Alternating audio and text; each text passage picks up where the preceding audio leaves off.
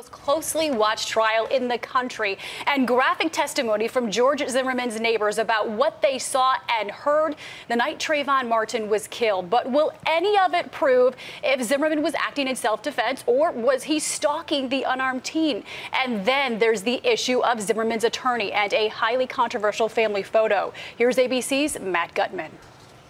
This morning, this selfie by defense attorney Don West stirring even more controversy into the Zimmerman murder trial, already the most racially charged in memory. West is pictured with two of his daughters eating ice cream cones. The caption, "We beat stupidity celebration cones." A representative for West said he shot it Monday, but one of his daughters, Molly, posted the picture Thursday after West spent nearly 2 days attacking the credibility of the prosecution's star witness, in part by exposing her inability to read this letter. I don't read cursive.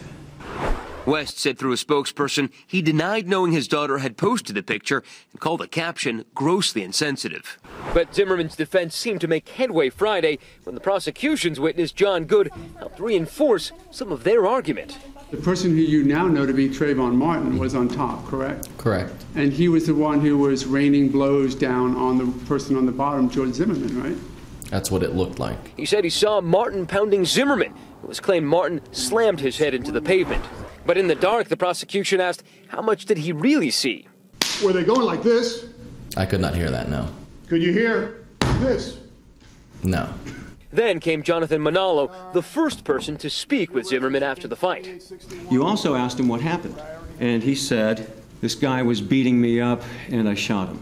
And I had to defend myself, and I shot him. But one of the core questions asked all day in court, were Zimmerman's injuries severe enough to warrant him using deadly force against the 17-year-old boy? Physician assistant Lindsay Folgate treated Zimmerman the next day, even telling the court Zimmerman may have saved his own life by firing that gun.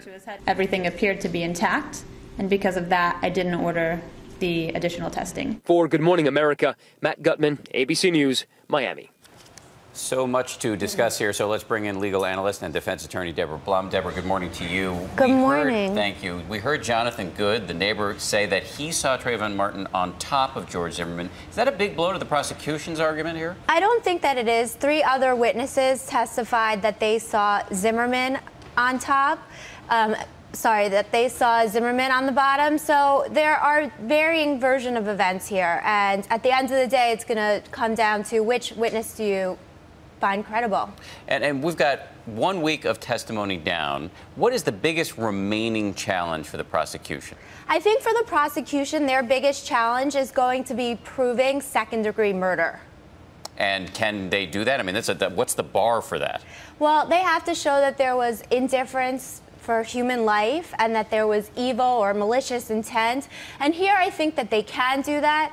Also, the defense is going to have to show that Zimmerman's use of lethal force was justified. And I don't believe, based on the testimony so far, that they can show that. It's going to be up to him to testify and explain why his lethal force was justified.